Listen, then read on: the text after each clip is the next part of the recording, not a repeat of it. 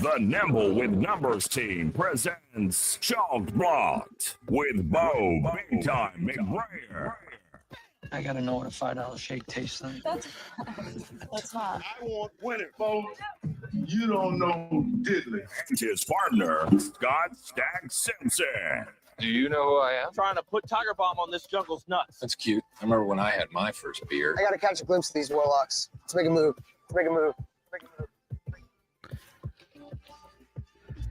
Hey, you guys, welcome back to ChalkBlocked, the world's sexiest DFS show for now. I am Bo McBrayer, as always, alongside Scotty Stack Simpson. He's got some kind of German lager there, it looks like. I have a Taco Bell Baja Blast because I'm having a Baja Blast today. I love it.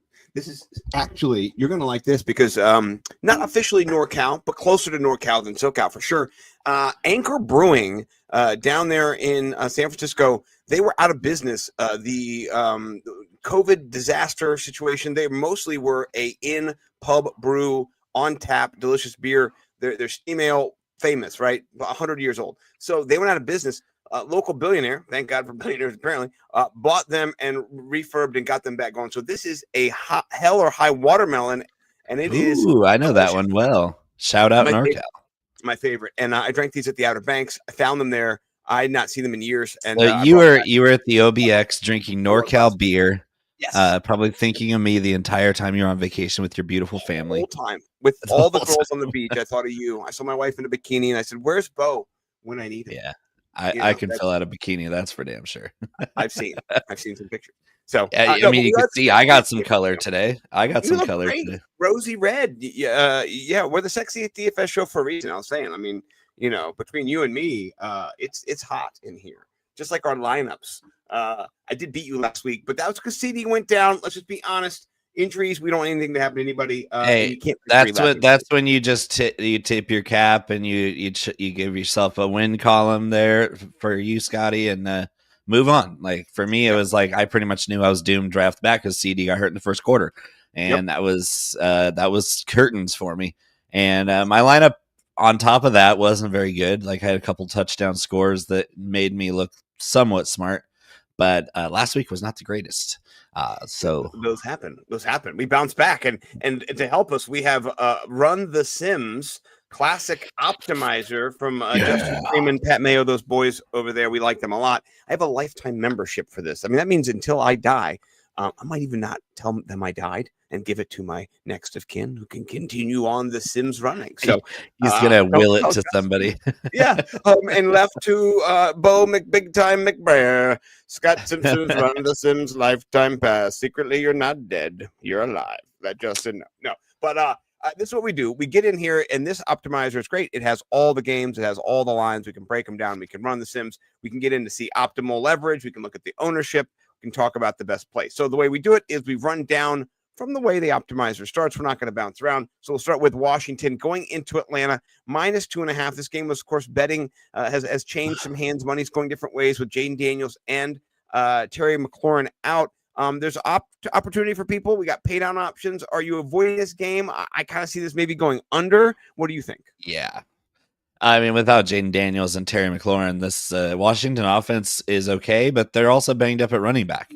They have Bill Krosky-Merritt, and they have Jeremy McNichols, and I believe Chris Rodriguez are their three-headed. If we want to call it a monster at running back, they're all okay, serviceable pros. Obviously, without Austin Eckler for the season with the Achilles tear, it's pretty hard to bank on any of these guys, and even Bill Krosky-Merritt's not 100% this week. I think he will play. Yeah, he's full practice Friday. So that's the one I prefer in DFS. I'm not touching any of the Washington options, maybe except for the perennial sluggo, Mr. Zach Ertz at tight end. He's been a revelation for the Commanders this season, and especially so since Marcus Mariota is the starter, and that seems to be his go-to guy. And it was also Jaden Daniels' go-to guy the first 2 weeks before he went down. And then, yeah, and wide receiver-wise, I just don't I don't have any confidence in anybody besides Drake London, and even then, I don't think his upside is there because as much volume as he gets, Michael Penix has been very erratic. He was awful last week, completely terrible. And the first 2 weeks he was okay. He had spurts of brilliance, and then he made those young player mistakes that we are growing accustomed to with Michael Penix. Very, very good passer when he has a clean pocket, but when things break down, which I think they might with Washington's defense being as strong as they are, I'm gonna eschew any of these offensive options, maybe except for Ertz and Bijan Robinson, of course, because Bijan's gonna get all the work, a lot of it. And then the Washington Commanders defense is a sparkling play for me this week.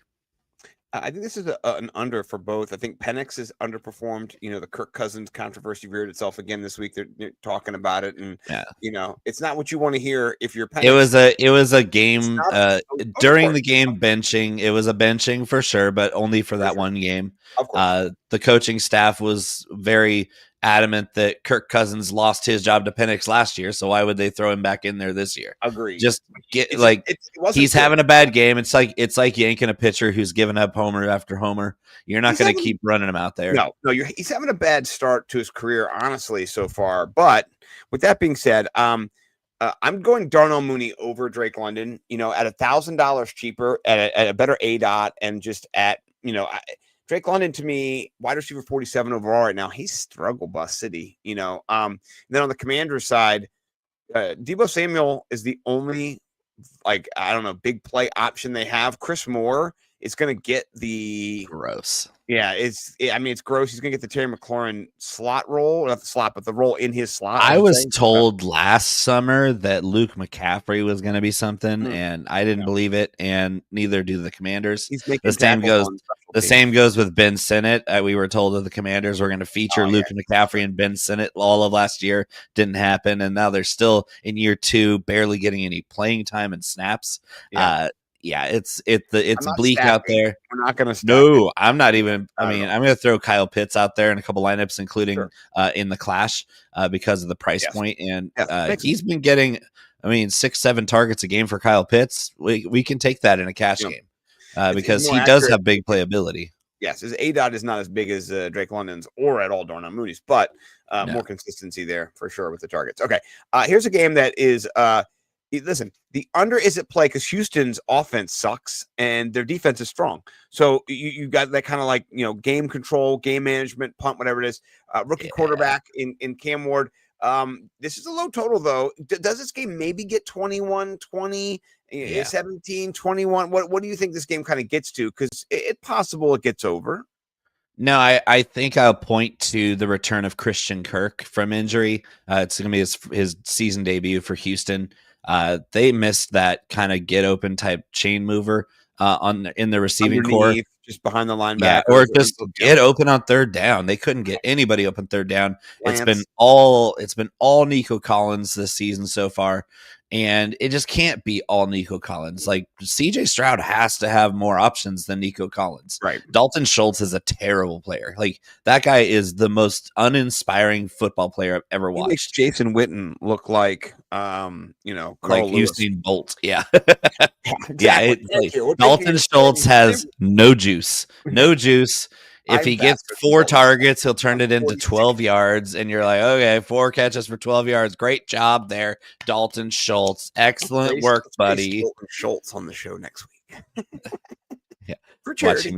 Watch he's going to go for 3 tutties this week. So we were talking smack. I'm going to put him in the lineup, just a revenge karma lineup in case, shit comes back. Yeah. This game I will take the over because the line's just too low. I agree. I think Houston wakes up and they would lay a smackdown on Tennessee, they're a rebuilding team. They're going to need a lot of rebuilding type of games like this where they get smacked around by a division rival. I do think Houston takes care of business here, and CJ Stroud gets off to a better start to this game with his new weapon on the field, because without Christian Kirk on the field, this team's receiving core is very, very shallow. Yeah, I have the running backs up here because I'm going to be playing Tony Pollard against you because I do think Houston will be beating them. I think they will be whooping them. And so, a little bit of PPR action, a little bit of hopefully a little bit of dump off, a little bit of scramble. I think Tony Pollard, he's on the field like 85% of the time. I'm Julius Chestnut. I've never heard of that guy, right? I'm not even worried about it. So he's just going to be there the whole game. I have heard of him, and it's not any better than if you had not heard of him. So I do like him in a cash game play, but in a PPR tournament play, I'm not really going to be in this game. No, because even the PPR thing, Tony Pollard's barely getting targeted out of the backfield, even with all those snaps that he's getting. But they need to figure it out a little better because you can't just throw to people who are going to drop the ball. Calvin Ridley. That was a rough drop at the end of last game. My goodness, that was right in his hands. So we need Calvin to catch the ball. And I say, yeah. Chig Okonkwo was good last week. He was. His price isn't too expensive. Cam Ward has eyes for the tight end position. We saw him go to Gunnar Helm in week 1, which none of us were a fan of because we all either were not playing any Tennessee Titans receivers or we're playing Chig Okonkwo most of the time. Yeah, so the Gunnar Helm touchdown in week 1 really just put a stick in my craw. But it's Gunnar Helm is what we thought, but right. Yeah, good blocker. He's out there, and the Titans don't run a ton of 12 personnel, but when he's out there, he's mostly blocking. Chig is obviously the receiving tight end. Ooh yeah, Zurkus Fist. It's a little Oktoberfest. It was Fest, yeah. Great American Beer Festival is Oktoberfest, Schickenstagen, whatever. So, cheers to me. Yeah. I'm a German, by the way, and I'm really, really proud of my heritage-wise. Beer. Yeah. Beer and pretzels. That's about fucking it. Not gonna lie. Oh man, but Spätzle. Oh well, yeah. I mean, all the food stuff they make, but like other stuff they've done. Beating Brazil, that was fucking amazing. That was 7-1 or 7-0. That was still gets me hard. Okay. Anyway, I'm moving on to this game next. I'm not gonna stack any of these plays in this game. I don't like it. No. Cleveland at Detroit. There will be some stacks in this game and projected Detroit. There are some plays to be made. David Njoku getting a lot of action at 3,800. That's one of the ownedest, chalkiest, blockiest guys I see. Tell me why I'm not buying an Njoku, or are you? Because the 13% is mainly because he's underpriced, but he's also kind of overpriced because of how much volume we've seen Harold Fannin earn. And yes, it is earned. Targets are earned. And Harold Fannin, I didn't see him as much of a route runner at Bowling Green. He just seemed to be a big bully who couldn't be tackled because he was playing at Bowling Green in the MAC.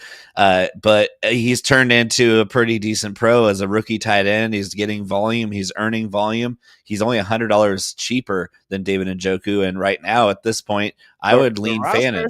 The rostership. What in the I would lean. That's just stupid. Well, it's like we know and love David Njoku. We don't really know what Harold Fannin's going to be, but so far he's been really impressive. And Njoku's been impressive too. This team really does like throwing to the tight end. It's Joe Flacco, of course. Joe Flacco loves dumping the ball down, and he likes Jerome Ford dump off. But again, this is a very tough Detroit defense. They've been playing great football. They made Cleveland has been playing good defense too, though, as a counter, which is shocking, right? Is this going to be a defensive struggle though? Like this is that. Oh yeah, I'm going under, and I think Cleveland will cover those 10 points. That's a big spread. I know Detroit's looked really good. They made Baltimore look pretty average last week. But at the same time, if you're not stacking Jared Goff and Amon-Ra St. Brown, what are you doing? I feel like, did you say stacks? Yeah, that's not just a stack. That's a super duper leverage stack. Yeah. Oh yeah. I'm actually playing Amon-Ra St. Brown against you in my flex. So not with Goff.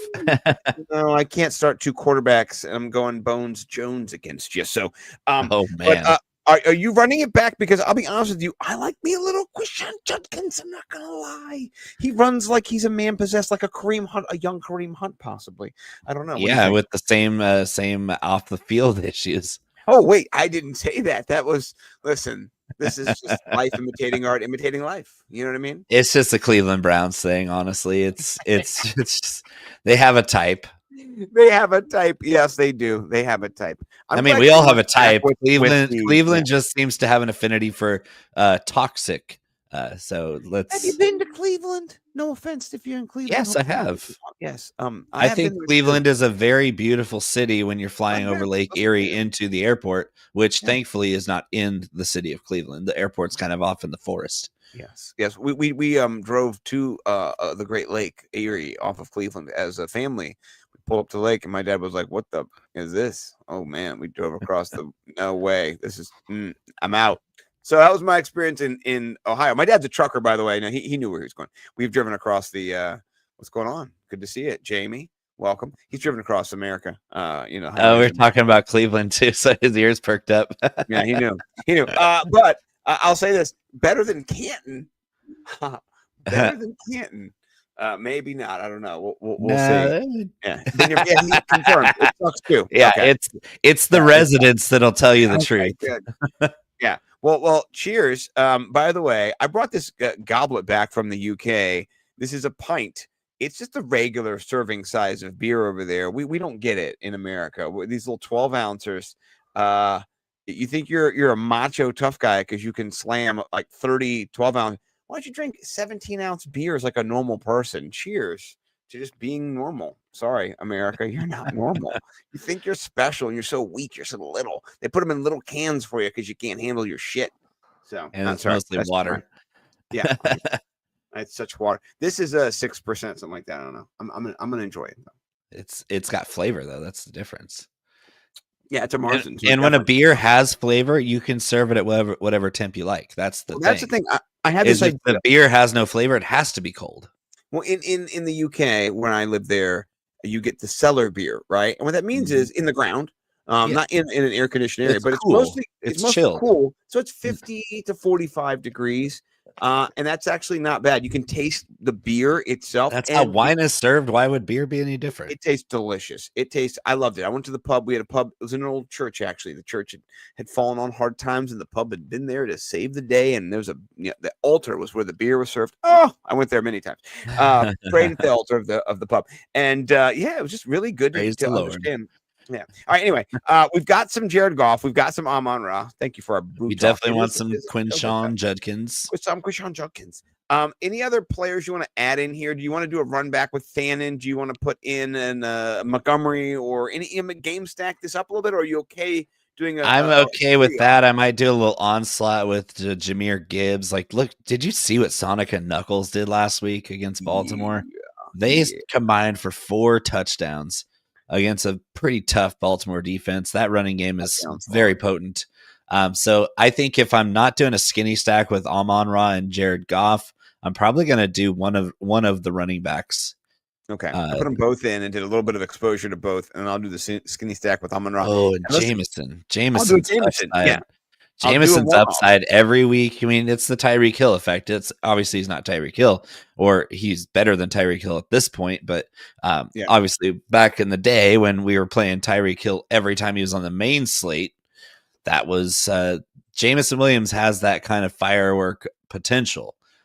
So yeah, if you're playing DFS GPP and you're not playing a little bit of Jameson Williams, it's kind of the object of the game is to get the big point performances, the upside, right? And I mean, when people give me DMs regularly every week, they ask me between players, who am I playing? What am I looking at here? 2 tight ends, which guy, wide receiver, running back, whatever it is. I always elevate and kind of look at it through the lens of floor, ceiling. Who has the upside in this matchup? So if you're asking, are you playing Amon-Ra or Jameson Williams? You can only play one of them in your lineup. Something crazy, you got everybody. Only play one. Amon-Ra, I'm playing for consistency for floor for 22 points, right? If that's what I need. And then if I'm playing Jameson Williams, which is in DS, I'm playing him for 30 points, which Amon-Ra can also get to. So I'm leaning Amon-Ra, but you also pay up. It's but I like them both. So, all right. Next game. Carolina going into New England. I think Carolina wins this game outright. Am I crazy on that? Am I wild in saying that? What am I saying? Yeah, you're pretty crazy. Okay, I'm just saying shit. I wonder what you thought. All right, good. Back to it. The Patriots are not a bad football team, and they've earned this 5.5 line at home. Foxborough's still a tough place to play. Bryce Young has kind of been compiling stats without looking amazing. Like, he's a good quarterback, and we saw that last year when he kind of hit a stride after the benching. He came back in, and he was a man possessed, and that was the Bryce Young we saw at Alabama. That was the Bryce Young that I saw going into the league as a football savant. But this year it's been kind of different. He's been padding the stats, thankfully for us, those of us that roster in season-long fantasy. I do like Bryce Young, and he's paid off for us. But Drake May's rushing upside. Ooh, so nice. And their running backs haven't even gotten started yet. Ramondre Stevenson can't hold on to the ball. And they have another rookie running back that worked alongside Quinshon Judkins. And now he's on the Patriots behind perennial fumbler Ramondre Stevenson and used to be fumbler Antonio Gibson. Revived fumbler. So, he fumbled in the game to revive. Ramondre fumbled twice last week. Gibby fumbled once, and Drake May fumbled once. Yes. So they had 4 lost fumbles last week. They called them. And fumblers. The only person who, by the way, pause. Sorry, I'm being rude. Ramondre was literally crossing the goal line. Cam Hayward went, "No, you don't, bitch," and punched it out of him because he wasn't securing the football. Peanut punch. Well, Ramondre's ball security is awful. Terrible. And the only guy who we saw last week not fumble the ball in New England was Trevion Henderson. And Trevion Henderson also happens to be the most explosive back in that backfield. I mean, Gibson used to be really, really explosive. Ramondre has always been kind of a bruiser with versatility. But yeah, it's going to come down to Trevion getting enough work from the get-go, not just once Ramondre Stevenson and Gibson fumble more times. Right. Like, give Trevion Henderson the ball. Let him make Henderson. Put the grandma's in the cage until Trevion Henderson runs free. I mean, we saw him in college, one of the best running backs in college last year and the year before that. And then he comes into the preseason and lights it up with the kick return touchdown and then the rushing touchdown where he left everybody in the dust. And he's not a scat pack. He's a normal size 210-pound running back. He's just got burners. This guy has got jets. And so give Henderson the damn ball. Let him eat on this Carolina front. It's okay. It's not good. Yeah. So I think the running game for New England actually does win the game for them. And it's going to be with Drake May and Trevion Henderson working the tandem. And then you get your Hunter Henry volume. You get your whatever else the Patriots can scrap together. Tedero McMillan is questionable still. Yes, he is. I think he'll play, but I'm not sure how much effectiveness he's going to have. This is a pretty good secondary for New England. What about Christian Gonzalez? That's the real question. Is he back? Because I heard his questionableness, practice limited. Is he in? I think he's still a game time decision, but if he plays, then we're really downgrading those Carolina pass catchers because that's one of the best corners in football is Christian Gonzalez. Yeah, for real. And the under is at play in this for sure. It's not a highlight real game. I do like Hunter Henry. I want to talk about him.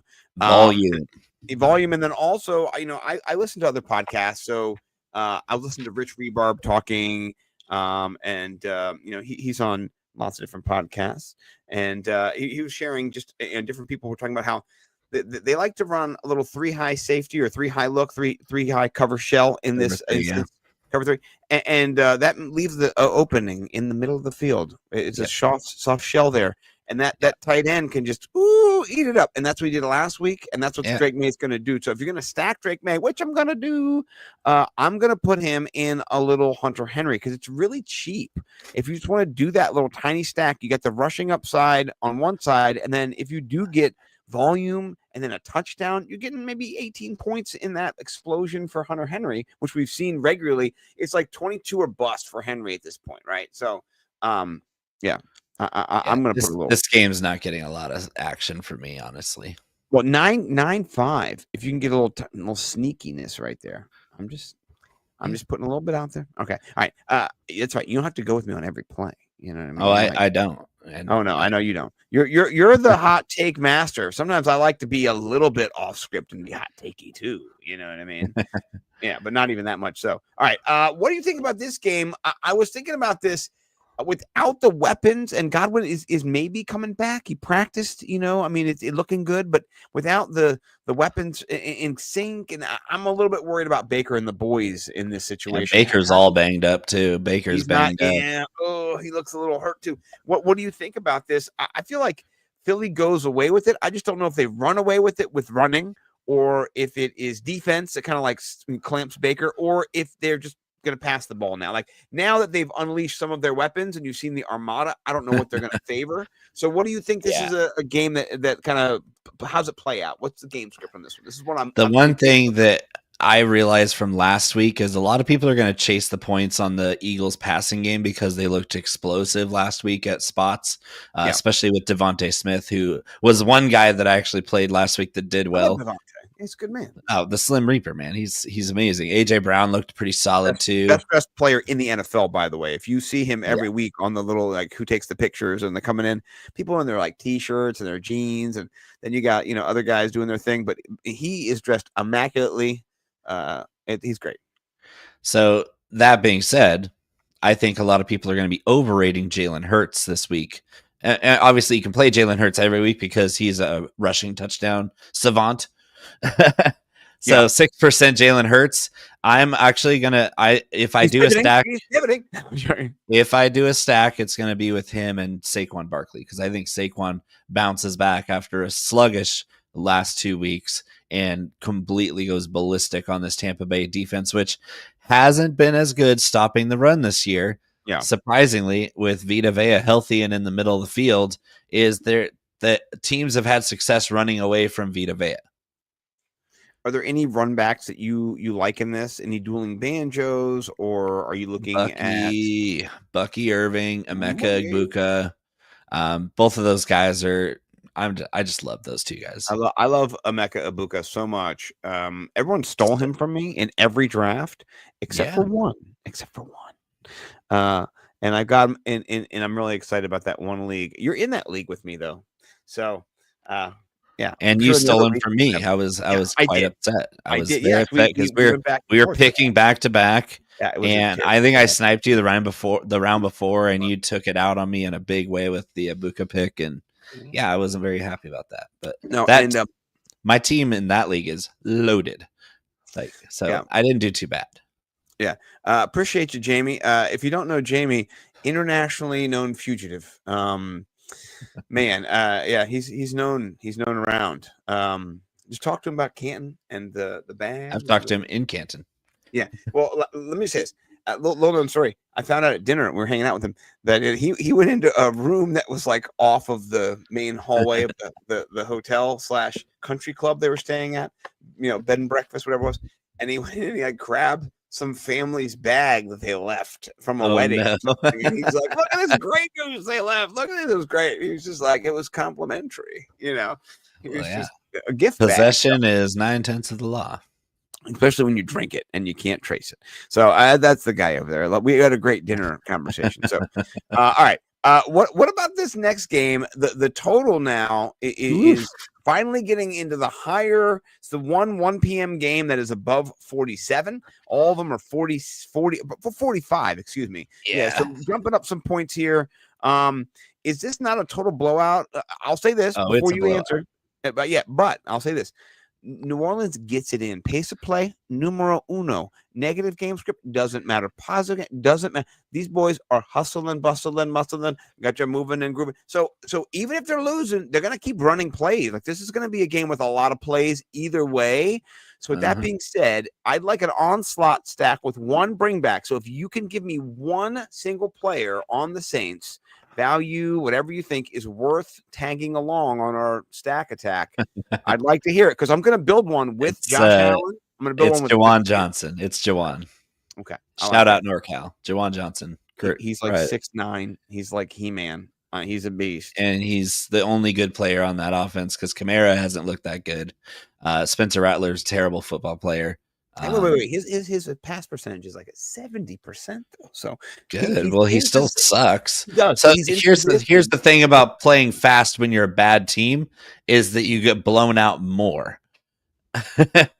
Jamie's defending himself. Hey, listen, great story at dinner. I loved it. The FBI is still looking for him now. So look, I kept him around for a little longer, Bo. Well, the FBI really doesn't like going into Cleveland either, so they're never going to find him. No, they're never going to find you. Yeah. Okay, good. I like that after they gave the Grey Goose the old guzzle, they gave it back to the front desk. Like, look, we found this empty bottle of Grey Goose with Senor, so and so. Yeah, we found this vodka. It's empty like this. Hey, look, man, I was going to tell you, I did some exploring. I found some shit. I've seen some stuff. Hey, you want to see me light my breath on fire? I love Jamie, man. I just couldn't give him a hard time at dinner because he was telling the story. Now I had to give him a little shit in the real life, So he's the man. He's going to do a show. Watch his show, people. If you're not doing our show, do his show. Okay, so Buffalo, are going to win. Putting Josh Allen in, or are they going to retire him? Are they going to be playing, Mitch Trubisky's backup? You don't know. You're playing Josh Allen. You're playing James Cook. You're playing everybody on Buffalo's side.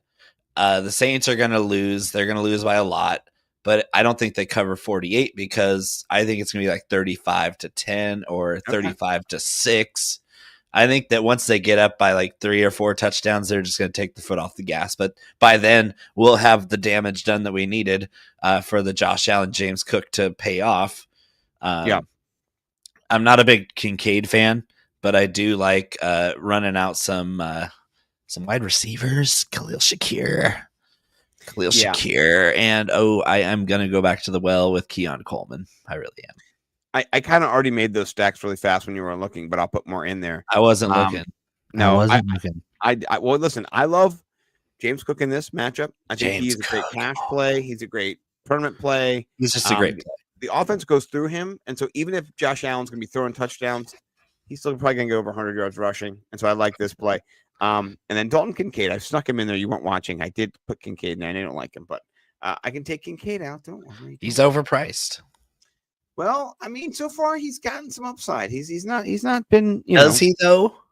Unless he scores a touchdown, he's Dalton Schultz. He's got a little touchdown. He's Dalton Schultz with a little bit more touchdown upside because he's on a good offense. Mm-hmm.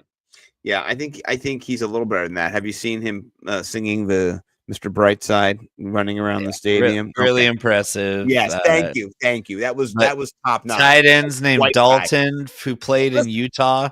I grew up watching Clint Didier, right? Back in the day over here. So white guys at tight end at 4,500. That's normal. That's normal for me. So I need a little bit of a jolt. Thank you for my cultural, history lesson here. I like Juwan Johnson a lot more though than Dalton Kincaid. Let me just be honest with you. $300 less too. Yeah, I'm just saying if you're gonna do a dueling tight ends in here, no.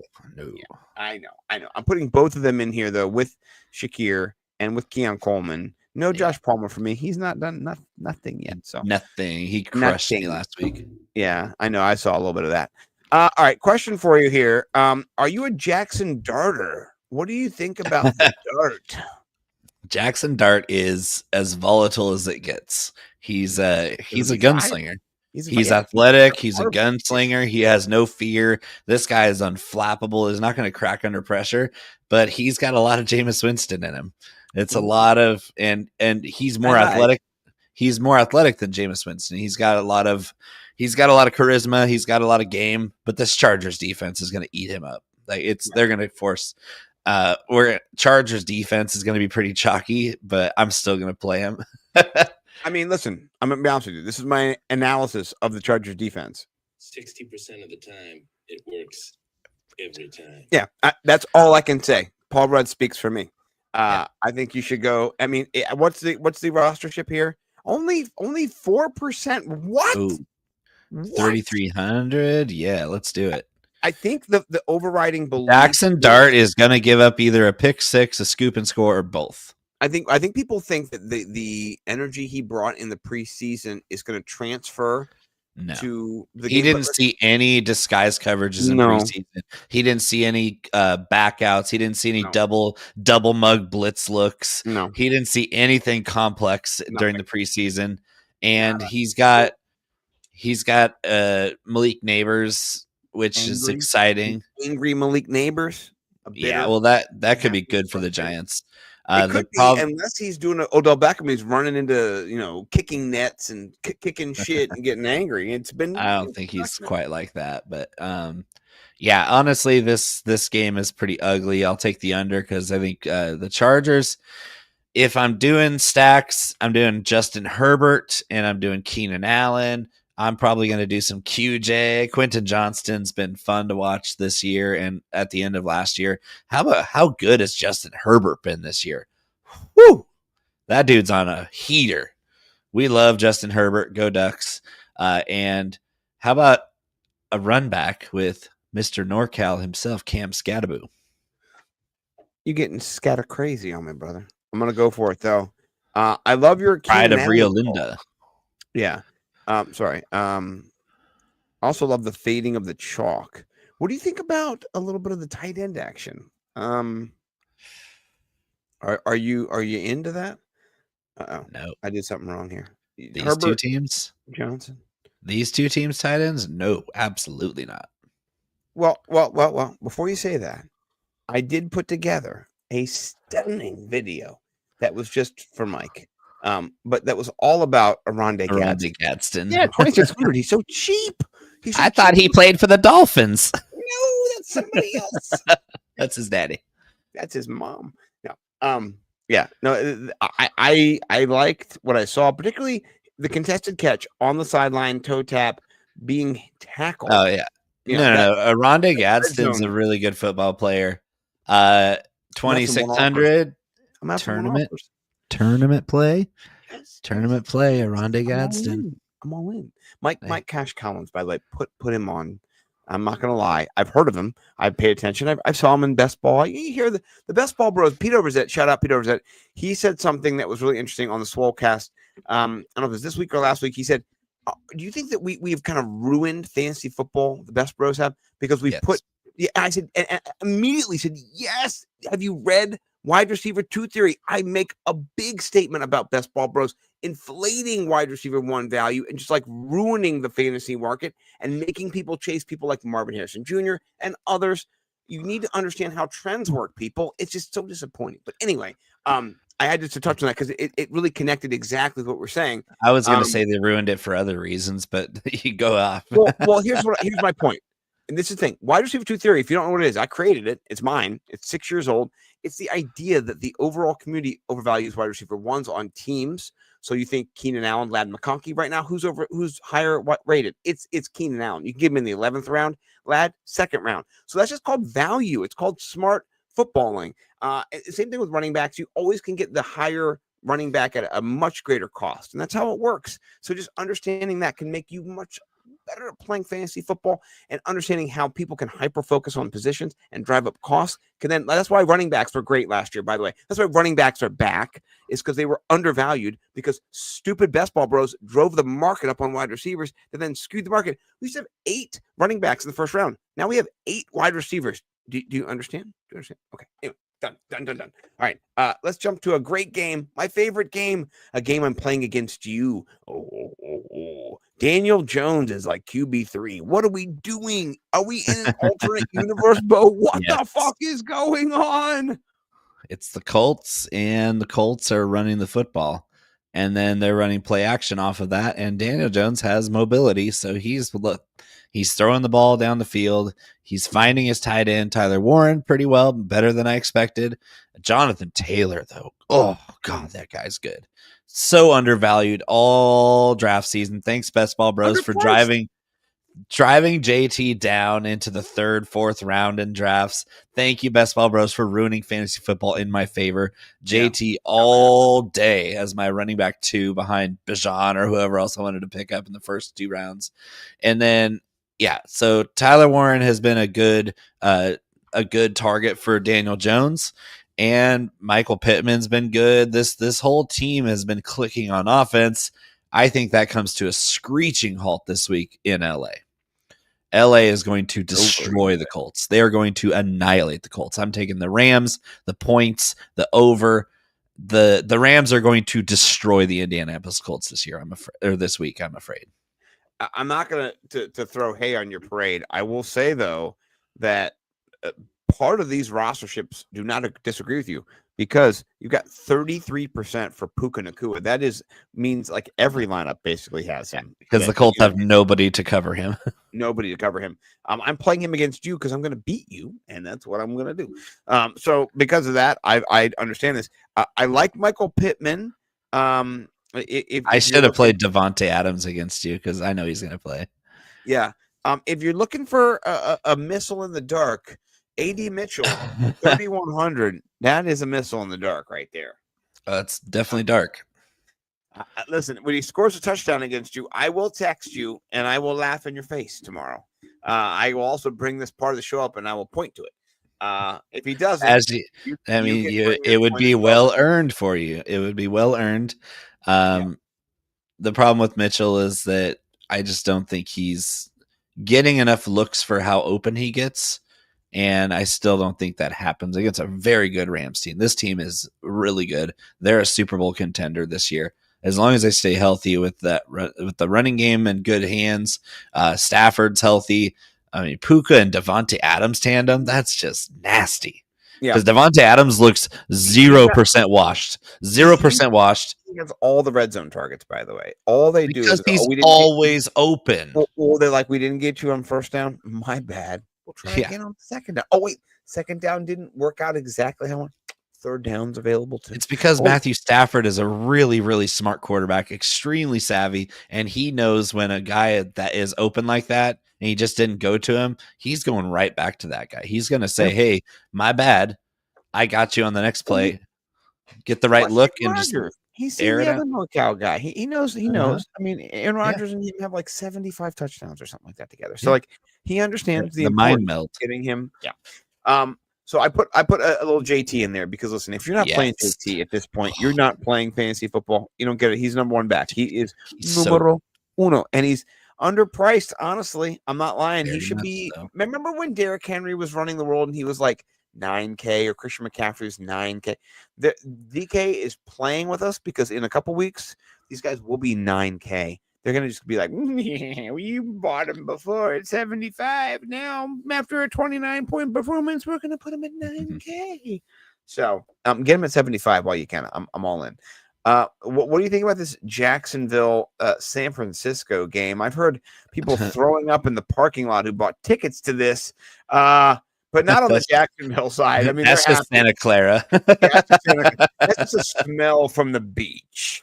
That's actually the sewage runoff from Facebook headquarters. Can you do me a favor? Can you talk shit about San Francisco for 1 minute? I need to go get my beer from the freezer refilled. So just talk shit. I'm going to be right back. I like San Francisco. San Francisco is a beautiful city. If you're not inside the city and on the streets, it's gorgeous. Now, like in town, not that great. If you're driving into town, it's gorgeous. One of the most beautiful places in the world.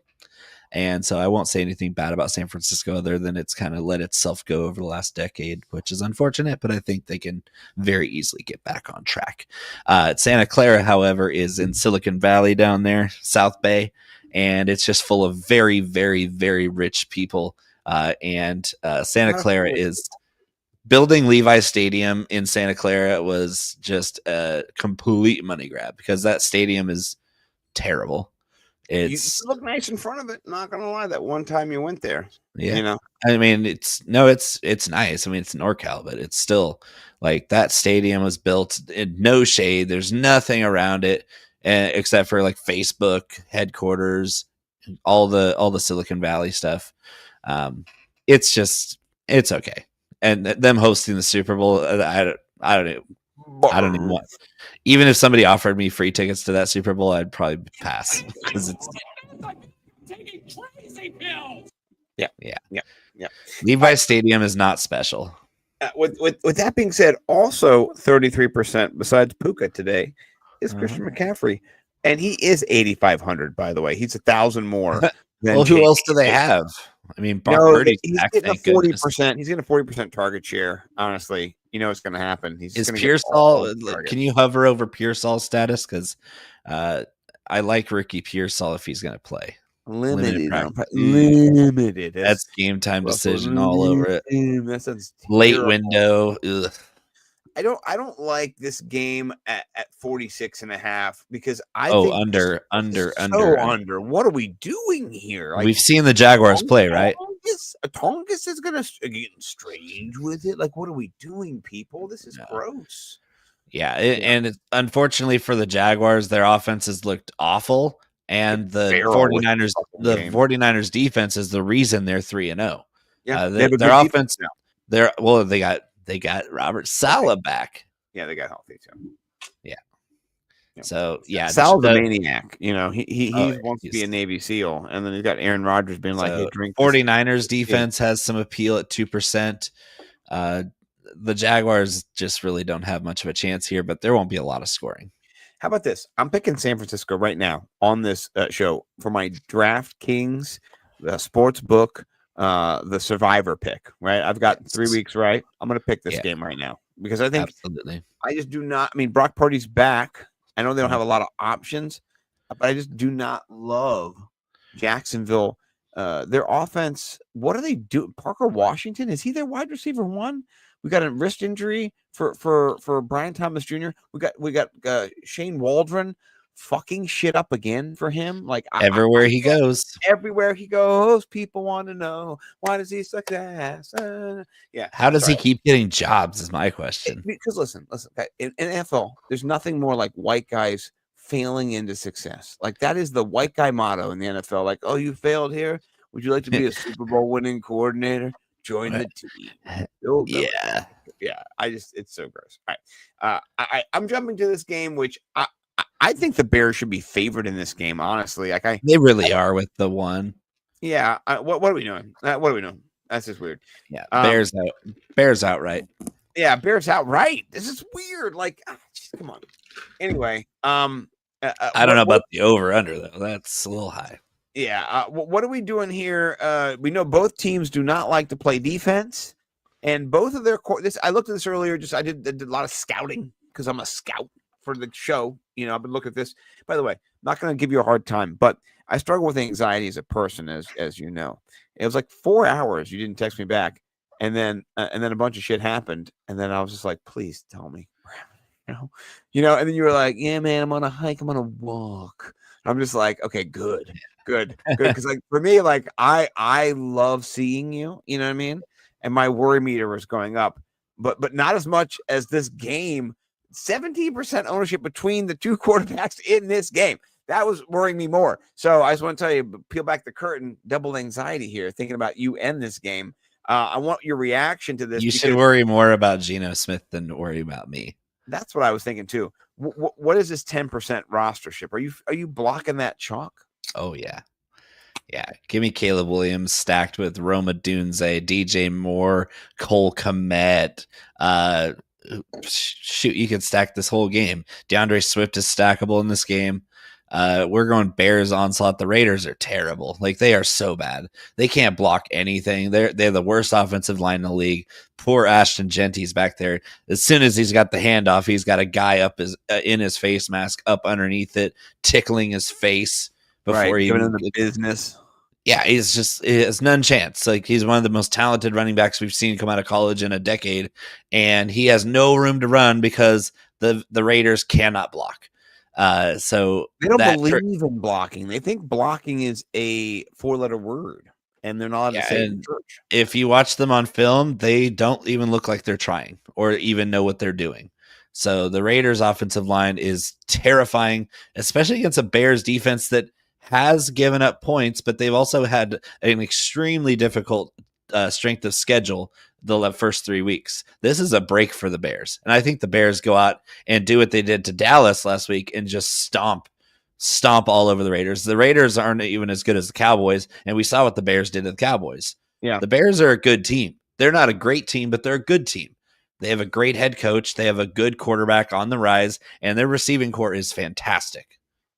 And I'm not going to say anything negative about the Bears. I will say that the Las Vegas Raiders in Washington against a backup quarterback who walked off the set and made me famous. Thank you, Marcus Mariota. Appreciate you reaching out and letting me become famous on Netflix. You're the man.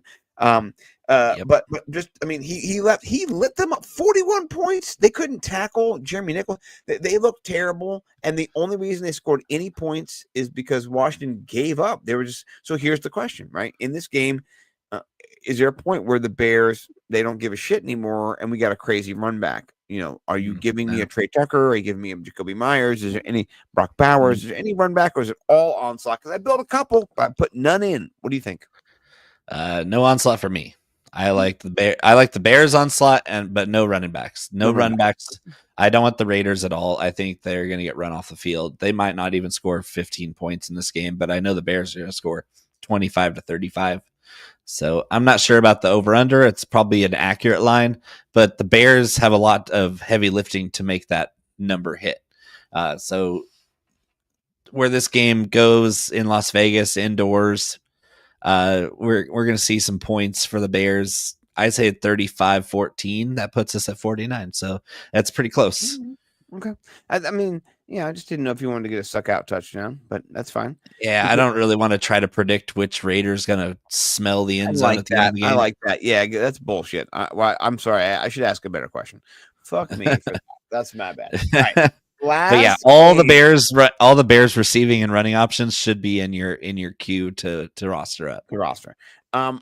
Why are people not playing Lamar Jackson, and why are they playing Patrick Mahomes over Lamar Jackson? Explain. They don't watch the show. Do they not know ball? And they don't watch the scoring points part of fantasy football each week, where it shows that Lamar Jackson outscores Patrick Mahomes every single week. Or like 15 or 17 or 12. It's a lot. A lot. Yeah. Obviously, Patrick Mahomes is a great quarterback, but for fantasy the last 3 years, he hasn't been. He's been okay. He's been good. He's had little spurts of amazing Patrick Mahomes type behavior. But Lamar Jackson is just a different animal. He is a cheat code. He is 5% owned. I mean, the Chiefs defense is good. Patrick Mahomes being $1,500 cheaper does probably contribute to that ownership margin there. It's just wild, though. 12% of it is in this game, and 7 is on Mahomes. So yeah, Lamar Jackson is he's worth every penny. Yeah, every penny. And how about a bounce back coming for Derrick Henry? Yeah, I think they all bounce back. And I made a prediction on the Fantasy Millionaires earlier this week. I think that the Ravens stomp them. I think you talk about other stomps. Like we haven't seen the Chiefs do anything this year yet. And this is the best team they played, honestly, so far. And I think they're going to get easily. The Chiefs do get Xavier Worthy back, which is something. That is something that stretches the field for them. That enables to not put Juju Smith-Schuster on the field, which is a very big plus for the Chiefs to not have to roll that corpse out there. Yeah, that was a long time ago. Zay Flowers. If we're playing Lamar, we're playing Zay Flowers. For tournament play, I like Rashad Bateman because he's cheap and he seems to be a good red zone option. Lamar loves going to him. But Mark Andrews, man, 2 touchdowns last week. That's real. Yeah. Like Bateman scored. Pretty much everybody scored except for Derrick Henry last week. Unfortunately for him, he fumbled away Henry scored earlier in the game, but then he fumbled to lose the game. So he's fumbled like 3 games in a row. Yeah, and he went like 2 years without any fumbles. It's not good.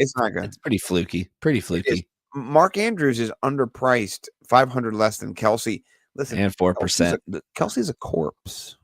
Kelsey hasn't done anything.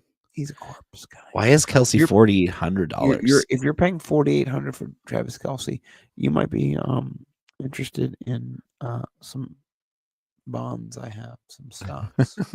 And his ceiling is not 20 points. I'm sorry, not anymore. Oh, it's gross. So gross. Mark Andrews is definitely the play there. He's $500 cheaper. He's less owned. He's got more upside. He's got all the things going for him.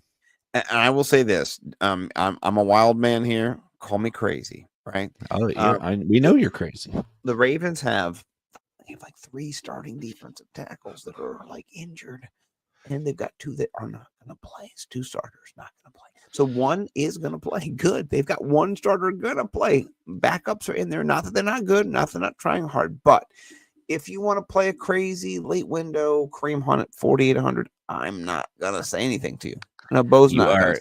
you are batshit crazy. Listen, Isaiah Pacheco is not a No. thing. He is not a thing. The Chiefs' running game is not a thing. They No, but- use the West, like they've Yeah, leaned I into know. the West Coast offense, suck. where But you've heard of sacrificial X receivers. Yeah, Thank you, Matt. Matt Harmon. But Kareem Hunt, he's the only running back. There's 3 of them for the Chiefs, and I'm the only Kareem Hunt 4,800. If you're down there, you got nothing left at running back. I'm just saying. You could. I think you should probably spend less on a different position to get a better running back. I agree. I do agree. Okay, you want to run the Sims? Yeah, let's do it. All right. Let me go back to the settings before to make sure. Okay, good. I didn't know if they had changed. You know what I mean? So let's generate some lineups.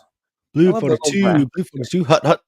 Listen, for Canadians, these are pretty cool people. I'm not gonna lie. Bleu 42. Commandant. 82. 82. We didn't talk on Mario Hampton. Mario Hampton, he is 30% as well. By the way, we kind of avoided him. He's kind of chalky. We're looking at the Chargers in mass. The Chargers in mass is a good play. Listen, every game is going to have Puka Nacua or Devontae Adams because it's exactly right. I think it's exactly right too. You shouldn't change that at all. And they love the Houston Texans defense, which so do I. Hunter Henry in every tight end spot as well. That's a little. Oh, there's an Rondé Gadsden. Okay, we got one game. Ooh, I got a Kyle Pitts sighting, but Hunter Henry's in that one too. God damn it! It's listen. Can we go back and put Hunter Henry like 20%? Who do you want to make 20%?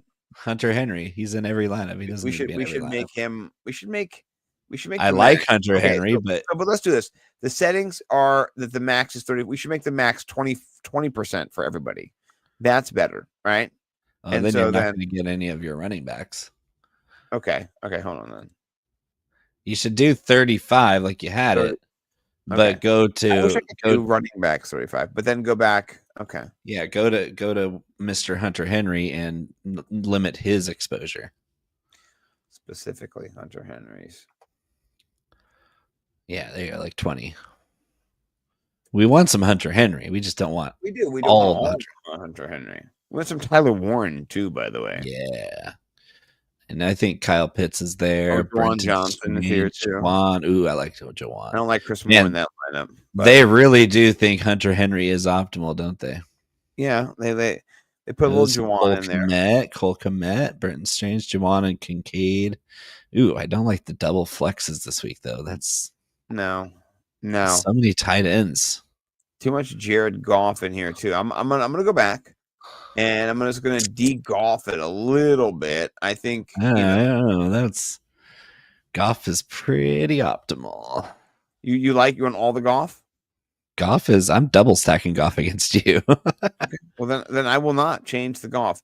The only reason I was saying that is I believe Jared Goff is. He was QB1 last week, wasn't he? I do like some Josh Allen lineups here. So yes. This is good if you take away the Trey Tucker. I like the Dalton Kincaid and Juwan Johnson. Oh no, never mind. I didn't have Goff double stacked. I have Herbert double stacked. Okay, well you're talking mad shit now.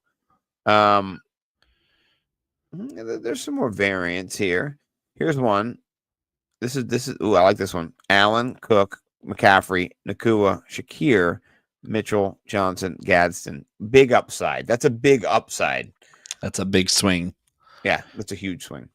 What about this one? We got Goff, Cook, Hampton, Williams, Nacua. Huh? Double Raiders. Eesh. I need some more Lamar Jackson. Let me just be honest with you. I've seen no Lamar. Yeah, they must think that Chiefs defense is gonna. Well, let's do this. I know the results are gonna be not great, but let's just change. Well, I do want to change the settings to like 30%, and let's just see what happens. Maybe they'll sneak in some running backs that we don't like. I don't know. McCaffrey's still in there. See, they didn't even listen to us. And Hunter Henry's still every tight end. See, so this lineup with Herbert that you passed over. Okay, It I'll was- go back. Yeah, that one Herbert with McCaffrey, Scattaboo, Myers, Allen, Nakua, Henry, Pitts. Henry and Pitts might be the only double tight end thing I Back want. you would Maybe- do. You would actually Yeah. play. I mean, maybe Jawan Johnson, but it seems like a value pick anyway. But Pitts is only 3,600. But getting Puka and Keenan and Christian McCaffrey and Herbert in the same lineup, that's got so much built-in upside and floor. Like, I feel safe with that lineup. I feel upside with that lineup. Like Scattaboo, you look at him and you're like, oh, he's a bruiser. He runs dudes over. He breaks lots of tackles. He's a really good receiver, and he's a very capable player in the open field. Obviously, he's very difficult to tackle. He's a bowling ball out there. But I think his receiving game is underrated. He had 7 catches last week. That's not nothing. That's something that where obviously he's going to get all the goal line work. Tyrone Tracy's out, so we're going to see a lot of inflation of Cam Scattaboo's looks. Yeah. I'm thinking the Herbert, Scattaboo, McCaffrey, Nakua, QJ lineup is sexy. I'm not sure about the going with Myers, Henry, and Strange, but that's an amazing start just above the one I was talking about. What Yeah, about this one that has Herbert, Scattaboo, McCaffrey, Nakua, Allen, and then Tyler Warren, Hunter Henry double stacked? That has some fun too. That's fun too. Okay, well, I like a lot of these, and that transitions us into the next section. Yeah, and I'm not sure. I still have to kind of produce and like pay attention. Oh, it did come over. Okay, good. We'll go with the light side or the dark side. I'll let you decide. It's 2-1. Me, I'm up on you so far in this great clash. Overall, this is the 5th year and or 4th year. Is it like the 6th year? How many years have we done this 5th, thing? I think. 5th year. 5th year, and we're at 2-2 now. You know, so but I'll say this: it was you dominating for a year and a half. Then it was me dominating for like 2.5 years. Then it's you dominating for a year. So it's been, and now I'm back to 2-1. We'll see. The ebbs and flows have been captivating. I'm sure our listeners. Yes. I'm sure our listeners are looking at this crypto graph here and wondering, well, something's got to give where one of these guys is going to separate themselves from the other person. But I think we're just so evenly matched that even when one of us gets on a hot streak, it's not very long before it flips on its head again and we go on a hot streak the other direction. Anybody could do anything at any time. And like the year I came back, the first year you dominated me. Second year you were dominating me most of the year, and I came back and I only beat you in the playoffs, like in the last week in the championship. Like it was phenomenal. You crushed me so many times, and then after that, like I had you, And then until you had me, you figured out the head-to-head game. I think is what happened. You were so hell bent on making these tournament lineups, and then you figured out that GPP master is what I was. Mm-hmm. I'm not gonna lie. Yeah. No, I'm not. I don't win GPP anymore. God damn it. I beat you though, and so that's what it's all about, beating your friend. I'm not making money, but I'm beating my best friend. 2-1. Hey, bragging rights are so satisfying. That's how we do it then. Your bragging rights is right. I like that's a transition there. All right. Oh, it's so big, it's so strong. All right, the winners should be able to show their lineup first. So that's what we'll do. I'll go first. All right. I do like Daniel Jones. I know you don't like him, but dimes. No, I like him. I just don't love him this week against the Rams. I think this game is the highest game on the board for a reason. I think the defenses are good, but I think that the offenses have so many weapons. And with Jones being able to run and then hand off and then pass to Warren and Pittman and AD down and Josh, Downs across. I mean, there's so many things going down. And so I like him. And then on the other side, I had to get me some James Cook. I think he runs amok. Oh, he's going to go completely thermonuclear on the Saints. Yeah. The Saints are such a comedy effort right now. They're not a real team. They're back to the Archie Manning times. But anyway, I digress. They might get Archie Manning again. Who knew? They could be a grandson. All they need to do is get into the Aaron Brooks era again. Right. Not great. So I did talk Tony Pollard up a little bit earlier. I think even though Houston's defense is good, the running game has been a little bit of sus. The sus, as the kids say. Sussy Vaca. Anyway, I did put AD Mitchell in there for a dart throw against you. And then to counter it, Puka Nakua, because he is himself He's the man. best per target player in the NFL. He's getting the most targets. He's got the most fantasy points. He's at 27 points. He's a yak monster. He is we've known this though. This guy is the Hawaiian stallion, the Polynesian, the Rock in real life. He's the best. We love him. He's the best. And then your boy Roma Dunze, because I fuck around with Roma Dunze. And We're gonna ride Rome until the wheels fall off this year, every guys. week. Yeah, I'm with you. I've been playing him every single week. He's been paying off every single week. He's never until Roma Dunze proves that he's not Caleb Williams' favorite receiver in this Ben Johnson offense, which he definitely is. 22 points a game at 6,300 still against an awful, horrendous Raiders defense. 30th. That's actually the best ranking they've ever had. I know. They're heads and tails above their last ranking. It's John Gruden was on their sideline. Oh my god! All right, Tyler Warren, because also Smart. I like that. And then, I don't like that you have Puka, Rome, and St. Brown in the same lineup with James Cook. That pisses me off. waste some money here with the Panthers, but I don't care. We'll see, because the fumble. Listen, it's the fumbles. It's the fumbles.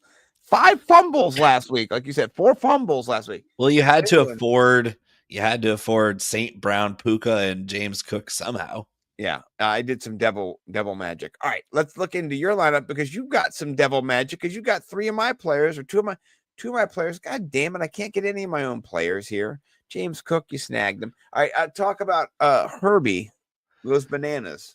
Best quarterback in football right now, right this second. Justin Herbert is the best quarterback in the NFL. 23 points per game, going up against this very hella sus defense in New York. Hella sus. Yeah.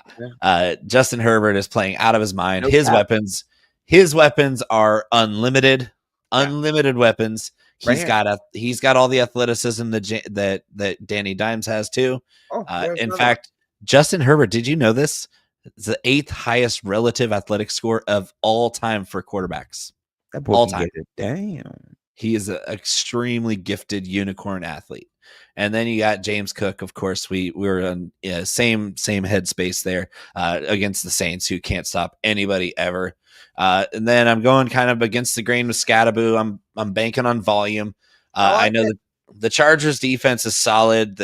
I just don't know that they're going to passes. He's a pass catcher. He's going to catch some garbage time passes, which will give me some free points, like the X-Men. Yeah. And then Keenan and QJ double stacked against that Giants defense again. I was just like, hey, it's a cash game, but I'm doing double stack because this matchup is choice. Yeah. And then, of course, Roma Dunze till the wheels fall off. Kyle Pitts, because he's getting a surprising amount of volume this year. We're loving that. We're not loving that Penix is not really giving anybody else a chance to make plays in this offense. Like Mooney's okay, and Drake London's been disappointing so far. Kyle Pitts has been consistently okay. Yeah. But the Nico Collins thing for me is a lot of people are going to kind of go away from Nico this week for whatever reason, probably because Christian Kirk is back or because the Houston Texans offense has been garbage this year. But Tennessee can't stop anybody. Their defense is bad. They're a rebuilding team as well. And Nico Collins is just that good. And then the Commanders against the poor Falcons. The poor Falcons have done a pretty awful job of moving the football and scoring points. And Michael Penix hasn't exactly been safe with the football. So I think the Commanders will get some pass rush going, maybe force some fumbles, and their special teams has been really good this year. The Commanders, it's defense and special teams. It's like you're not just looking at defensive matchups. Sometimes there's a big advantage. Like look at the mess Atlanta's made on special teams this year through 3 games. They look like they don't. They look like they don't even have a special teams coach. They played so bad. They're so poorly coached. Teams for sure. So poorly coached. And so 3K, I felt it good with the way that the Falcons offensive line is banged up, which I think the Commanders front 7 will take advantage of against Michael Penix.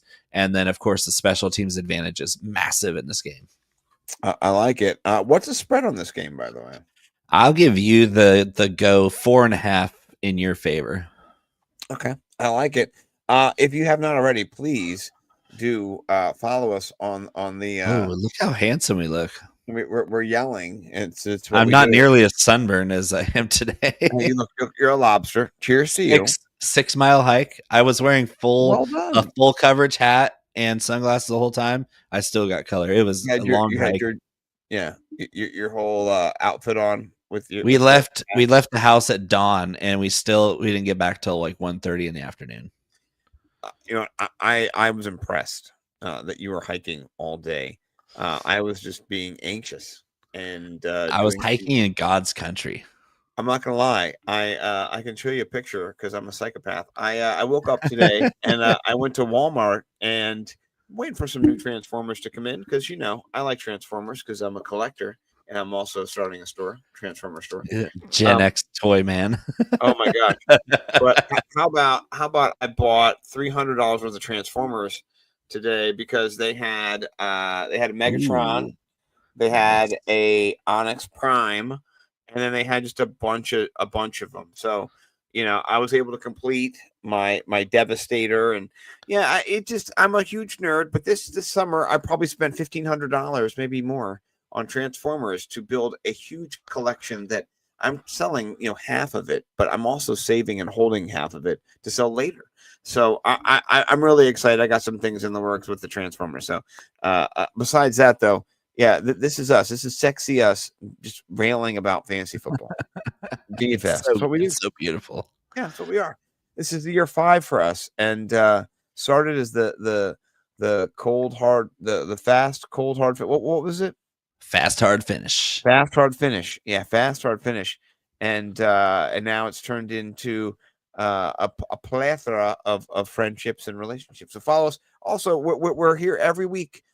Saturday night, normally, 8 to 9, maybe to 9:30, 10, whatever time we get on there.